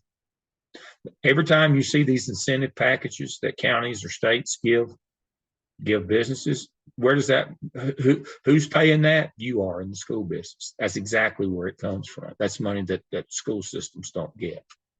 And when a local like Rutherford County spends $20 million to buy an old mill and tear it down, prove it, put the power in, crank up the old water generator down there on Second Broad,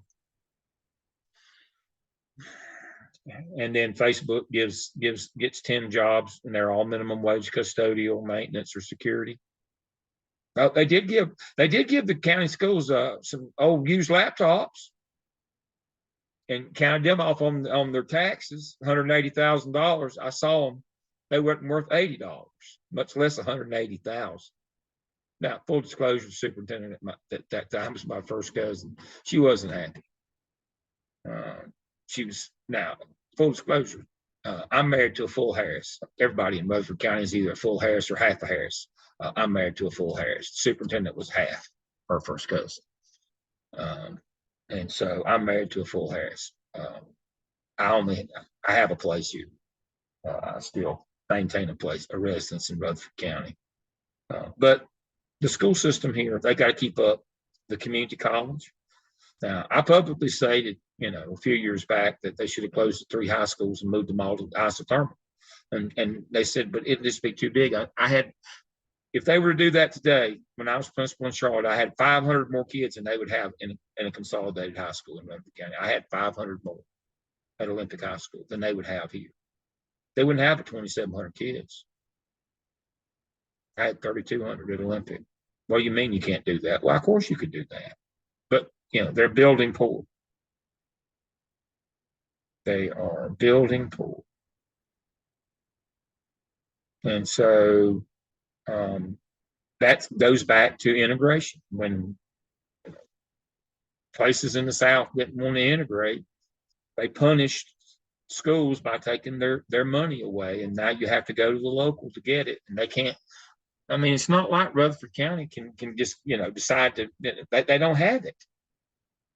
They don't have the property tax. They don't have the business base. They just don't have it. So back to Leandro. So it was, there was a $4,000 gap. So the idea of the Leandro case was, instead of the state giving Mecklenburg County 7, give them 5. They would add their 4 and they'd end up with 9.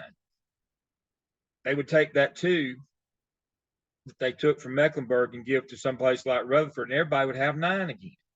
Now, be clear. The plaintiffs lost the Leandro case. I was on the legal team. I was at Chapel Hill at the time. I'm not bitter. It's 30 years later. I'm not bitter. But we lost. Now, they said everybody gets we're going to give some extra money from the state. And everybody gets a basic education. Of course, they never gave the money. Judge Lee said, that was $2 billion, the low wealth counties, but the General Assembly their response is 90-90 boo-boo. You can't make us. So they're never going to give the money. But the idea was, if they had changed the funding formula, it would have fixed itself. But they didn't. Still have a flat formula, and you can't manipulate it at the local level either. So you can't take money tracks kids. You can't take it and say, we're going to move some extra money over here to this school because they've got, all these, they've got more needs with the kind of kids that can't do that either. You can't, the state won't differentiate the money, and you can't at the local level either. And that's what our case study is going to be about this semester, is that. We're going to have a case study on Title IX, protected class. We're going to have one on the most common one on state law, the grading. And we're going to have one that covers everything from the basis of exceptional children, but everything that you've covered so far in both courses, 601 and 603, will be our last case study. It'll be about the inclusion model, but it has everything in it. So that'll be our case studies for this semester. Back to our court cases that matter. We're in the home stretch here. Capuchon lawsuit, and 30 years later reversed or ended Swan after 30 years of busing. And the court said, if we don't think they'll resegregate, and since we don't think they will, the district or the state's not obligated to remedy. I was still in Charlotte at that time. I thought it would take 4 years to resegregate. It took 4 minutes. I can't believe how fast it happened. And it was like that 30 years hadn't happened. No Child Left Behind, federal law. This one, you can't be in a low performing school. There are sanctions against the school and the school administration. Little known is the persistently dangerous laws. It's even worse than the low performing. We'll cover that because it's about persistently dangerous incidents when we do our discipline module. There are 9 acts of violence. If you exceed 1 per 200 in terms of a ratio, you go to a watch list. Second year, you're out of a job. You lose your house on persistently dangerous. We started the teacher working conditions survey that year. That's what it is for retention of teachers. We also started highly qualified growth and testing. EVOS came along in 2010. You saw the EVOS. I did that session with you last semester. And then 13, 14, we started vouchers, charter pay. Charter schools and vouchers, elimination of master's pay unless you get a job administratively, and the elimination of teacher tenure or career status. Those are the most relevant court cases. There's a few things later, ESSA, but again, the COVID money was temporary. That was not a permanent thing. And so, yes, it made a difference for a while, but these are the things that have shaped modern education. With a slant. Most of these have a companion in South Carolina, so I just used a North Carolina example. Okay, so those are your relevant court cases. Duties and responsibilities of the principal with the ethical paradigm for both North and South Carolina. Here's what your emergency plan and crisis response should look like right here. Here's budget laws. Facility. I showed you your assessment inventory. Top 10 legal hot issues right here. We'll talk more about this one later. I want to introduce it. Here's your budget laws.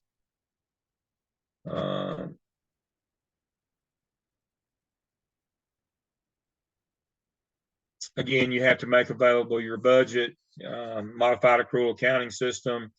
You have to be audited every year. Have to do daily deposits. You can't keep money overnight. You have to do reconciliation. You have to sell tickets to ball games, and all those things. And then you will have local board policies that will do that. It will address fundraising, and we'll talk about fundraising more later. But here's all of your regulatory financial laws that you have to follow. Your budgets have federal, state, local, and school money in them. You have to be able to know what you spend all of those on. Here's a really good one. Dr. Griffin Jordan works with me. She's principal in Durham. She's done a really good one on managing school facilities. You should look at that. My top 10 legal issues for school administrators. No Child Left Behind, low performing. That one kills you on those persistently dangerous incidents. The ones with asterisk: assault with injury, assault with weapon, death, kidnapping, rape, robbery, sexual assault, sexual offense, and indecent liberties with minors. Got to get your data in Power School 2448, 24 for acts of crime and violence, reportable offenses, 24 on all others. There is no major, there is no minor. If your district use educator's handbook, that means you're just announcing that you're cheating. You're not putting all your data in. We'll go over the manual of what has to be put in. There is no major, there is no minor. And we report incidents, not outcomes. So I have people say, well, we didn't report that because we didn't suspend that kid. Suspension is an outcome. What you're saying is they didn't fight. We report regardless of the consequence. State doesn't care what you do to them. That's local. That's in your code of conduct. Local says what punishment you get. State says you can't do these things. If they do, we need to know it. We'll go through that manual. It is your Bible. Prayer cannot be staff-led or mandated. Student dress publications can be regulated. School administrators have a different standard for search and seizure, probable cause versus reasonable suspicion, but I wouldn't search anybody without the police present. Zero tolerance policies are not legal. That's the heart of the federal law violation in our first case study. There's a lot of that going on. That means you didn't give the kid due process. Abuse, neglect, harassment must be reported. Got FERPA on privacy, due process, substantive procedure. Everything's about, substantive due process is what is the law, and procedure is, did you follow it? And then arbitrary and capricious, our standards, singling out or, How was your day? punishing me and not I Nicole. miss you.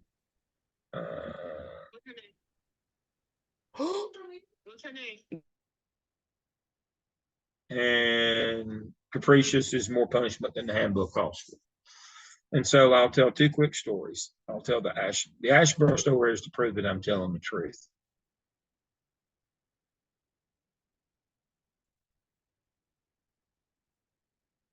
The history of tornadoes in North Carolina, 1988. A EF1 hit right there, as you can see, just south of the town of Asheboro, where the zoo is. Everybody knows where the zoo is? The North Carolina Zoological Park. I was at the zoo. Middle school principal. I took all the kids in 1988 to the zoo.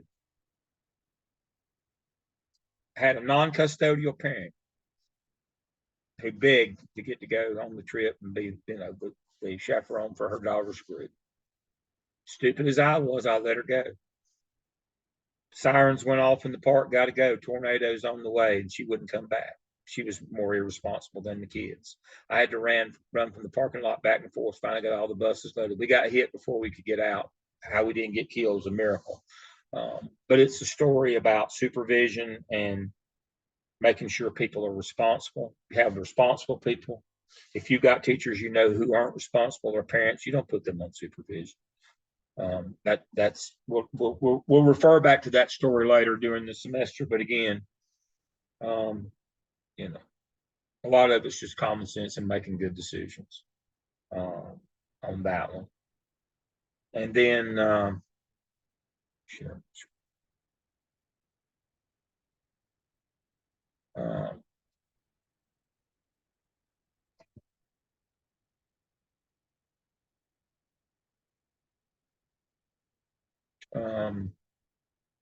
My last one is on arbitrary and capricious. I had to remind myself. So when I was in the central office at CMS, and was, I don't forget which assistant superintendent or deputy or whatever. But anyway, I did the big high profile cases. I had to go out and do the hearings on those, and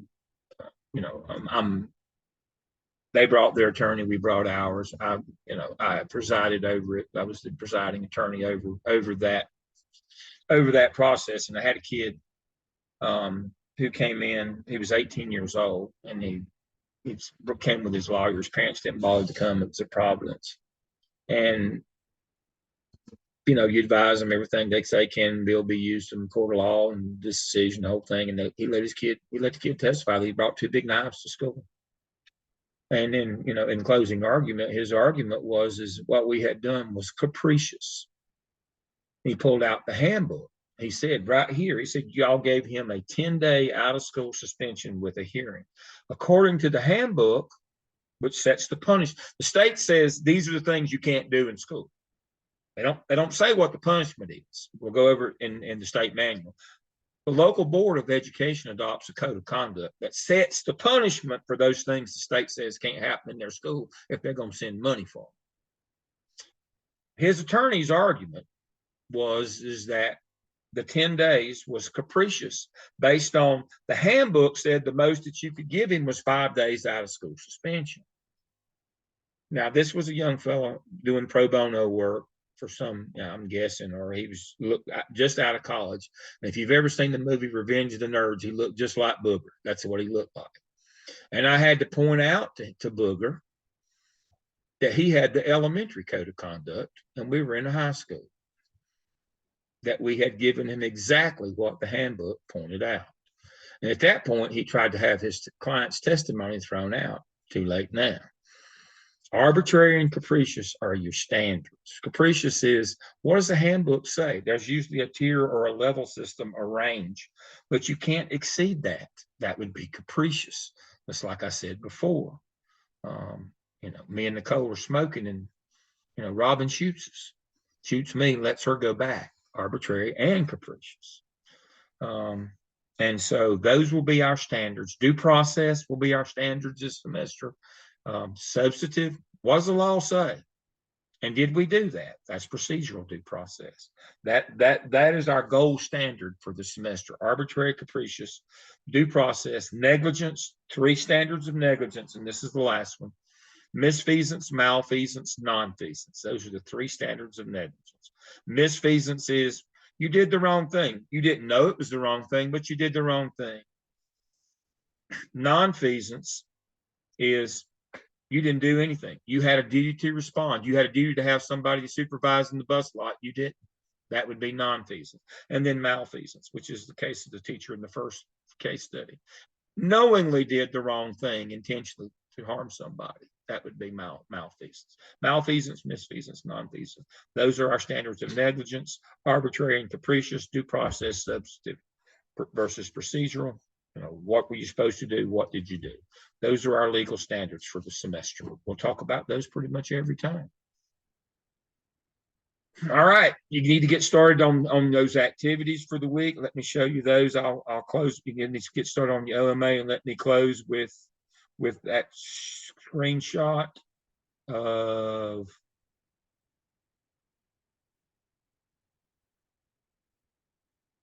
the weekly activities. There they are. Locate copies of your school emergency plan.